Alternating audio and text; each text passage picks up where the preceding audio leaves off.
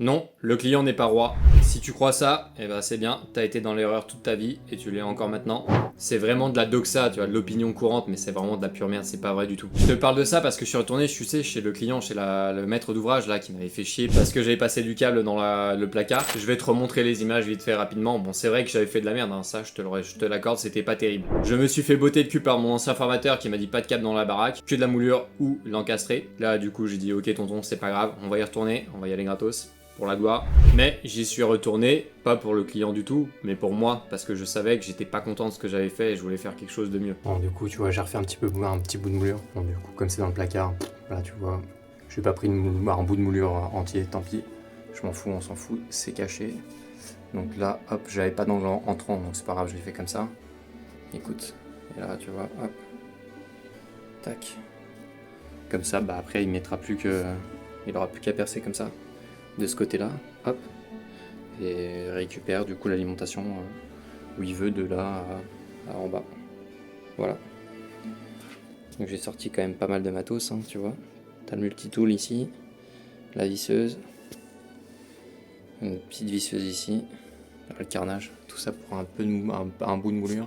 Qu'est-ce que j'en ai à foutre d'un seul client, tu vois. Au pire, il parle de moi en mal à 3 personnes, qu'est-ce que ça va changer à ma vie? Il suffit que je retrouve 4 autres personnes et puis c'est tout bon. Tu t'améliores sur les prochains chantiers, etc. Bon, pas grave. Non, je l'ai vraiment fait pour moi, tu vois, parce que je me sentais trop mal. Là, je me sens un peu mieux. Globalement, la vie, c'est que des rapports de force, tu vois. Et donc, imagine que t'es en position de monopole sur ton marché.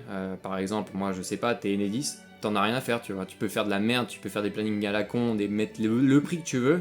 Les gens sont obligés de toute façon de passer par toi, donc ils vont payer. Et le service est à chier, tu vois. Et pourquoi? Parce que les mecs, ils s'en foutent. Il n'y a pas de concurrence en face. Donc il n'y a pas de souci. Ils font ce qu'ils veulent et voilà. C'est pareil dans notre cas de figure. Si t'es prêt à baisser ton pantalon pour un client, bah c'est très bien pour toi, mais il faut que tu arrives à arriver à un stade, moi je le suis pas encore pour le moment, ça c'est clair, mais où tu puisses choisir tes chantiers. Ça c'est le meilleur cas possible pour toi. Parce que tu vas mettre les prix que tu veux et tu vas récupérer les chantiers que tu veux. Et les clients aussi, les maîtres d'ouvrage que tu veux, que tu souhaites avoir. Moi, mon rêve, ça serait de travailler uniquement pour des entrepreneurs, tu vois. Que des entrepreneurs, que des mecs qui savent ce que c'est que faire de l'argent, qui comprennent comment ça marche, qu'il vaut mieux lâcher 100 € de plus sur tel chantier et de pas être embêté, être tranquille, savoir que le travail va être fait et qu'il n'y aura pas de soucis, plutôt que d'essayer de gagner 3 francs 6 sous là, enfin franchement. Ah, ça me fait marrer les gens qui disent ouais tu parles mal des clients, nanana. Ah c'est pas faute Johnny, hein.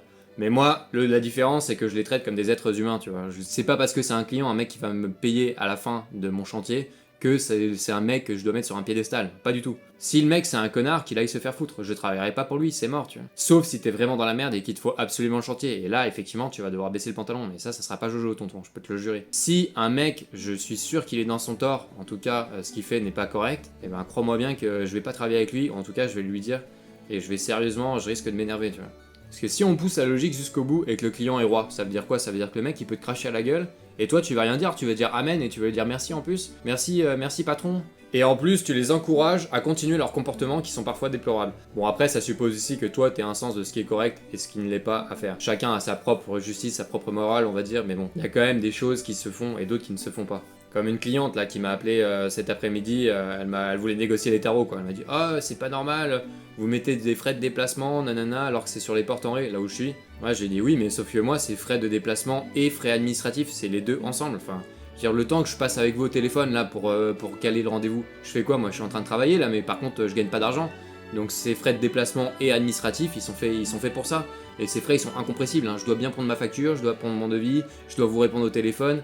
Enfin, franchement, si on devait compter tout le temps qu'on passe aux clients avec les clients au téléphone ou avec je sais pas qui, avec Enedis, le prix il serait doublé. Hein. Enfin bref, tout ça pour dire qu'après j'ai fait un devis dans l'après-midi pour un Belge, un gars qui travaille en finance de marché, je suis allé les zioter un petit peu après. Et le mec donc, travaille, je sais pas quoi, en hedge fund, j'ai travaillé en hedge fund un peu, je sais même pas exactement la définition, tu vois. J'ai regardé vite fait, c'est des fonds spéculatifs en fait, globalement des fonds d'investissement, mais qui sont non régulés, tu vois. Donc tu peux balancer un peu les produits que tu veux dans le fonds d'investissement. Donc c'est vraiment opaque, tu vois. Typiquement, les fonds de Madoff, c'était des fonds spéculatifs, des hedge funds. Bon, il se trouve que là, c'était une grosse escroquerie. Il investissait rien du tout, il récupérait juste le pognon des investisseurs pour se foutre dans la poche. Et après le devis, j'avais un dépannage vite fait à faire, tu vois, je me suis ramené, je voulais voir un peu ce qui se passait, je lui ai fait le dépannage direct au final. Ça m'a pris 10 minutes à vérifier, c'était un ventilateur au plafond qui ne marchait plus. Au final, il y avait juste un faux contact, donc je l'ai pris, ça m'a pris 5 minutes le temps de monter là-haut à l'échelle, et c'est reparti, tu vois. C'était un médecin, un ancien médecin, mais ils étaient super sympas, tu vois. Ça, c'est le genre de personnes qui rattrapent toutes les autres. Ça te refait ta journée quand t'en trouves un, tu vois. Donc bon, en dépannage super, quoi. J'ai fait le truc, c'était super rapide. Mais bon, après, moi, tu me connais, hein, je reste pas, je fais pas bonjour, au revoir, de par ici la caillasse et je me casse, tu vois. Donc je chat et tout, je parle au moins pendant une demi-heure, donc au final, tu vois, je suis resté 1 heure, je lui ai pas fait payer les frais de déplacement, et voilà, j'ai gagné 50 balles de ma journée, quoi, super. Tout ça pour dire aussi que donc j'ai parlé et en fait il m'a expliqué que les médecins, tu vois, avant que la sécu fasse un grand chamboule tout dans les années 70-80, 70 il m'a dit je crois, où les prix étaient normés et chaque personne, chaque patient, bon tu peux appeler ça des clients hein, parce que c'est la même chose, hein, les médecins ils te voient comme un client. Hein. Chaque personne paye la même chose aux médecins depuis les années 70. Mais c'était pas le cas avant, il m'a dit. Et c'était vraiment du coup à la tête du client. Et je réfléchissais à ça parce que c'est vrai qu'on parlait, tu vois, et je lui disais, ouais, c'est chaud quand tu te ramènes faire un dépannage chez une pauvre mamie qui a le SMIC et que tu lui prends 200 balles pour un truc qui va te durer 2 heures. Elle, tu vois, 200 balles c'est énorme. Pour toi, 200 balles en tant qu'entreprise, c'est pas énorme, tu vois, ça te fait pas gagner ta journée. Les gens croient que tu marges énormément, mais non. Avec 200 balles, si t'as perdu ton après-midi, c'est mort. Ton après-midi, tu perds pas d'argent, mais tu gagnes pas grand-chose non plus, quoi. Et j'étais là à cette réflexion, à lui dire ouais, mais ça serait logique au final que voilà, les clients qui sont les personnes, les maîtres d'ouvrage qui ont plus de pognon, il faudrait leur faire payer plus.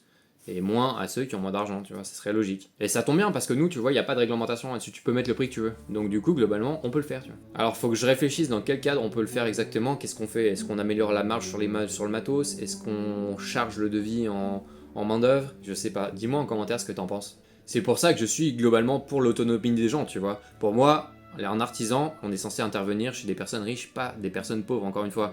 Les personnes qui n'ont pas trop d'argent, ils sont censés se débrouiller eux-mêmes. Déjà, c'est beaucoup plus gratifiant pour eux, et en plus, deuxièmement, l'argent, il coule pas à flot, donc c'est compliqué de lâcher un billet de 500 ou 1000 euros par jour pour un artisan. Et de l'autre côté, les personnes qui ont beaucoup d'argent, écoute, eux, leur rôle, c'est de faire tourner l'économie, tu vois. Sans ces mecs-là, bah, personne ne tourne, nous, on tourne pas, tu vois. S'il n'y avait pas de personnes riches, l'artisanat il serait mort quoi. Ça serait de la bricole, chacun se démerde mon gars, chacun se débrouille à droite à gauche avec les voisins. Ça serait un autre mode de vie, hein, mais bon, il se trouve que c'est pas le cas. Donc profitons de ce qu'on peut profiter et travaillons avec les personnes qui ont l'argent, qui peuvent faire des choses intéressantes, qui vont pas être là mégotés pour 2-3 euros, et en avant Guingamp. Donc voilà, j'ai pondu le devis dans la foulée pour finir la tâche, et puis bah, j'ai tourné 2-3 vidéos, et là ça va se coucher tranquillement quoi. Voilà, bisous bisous.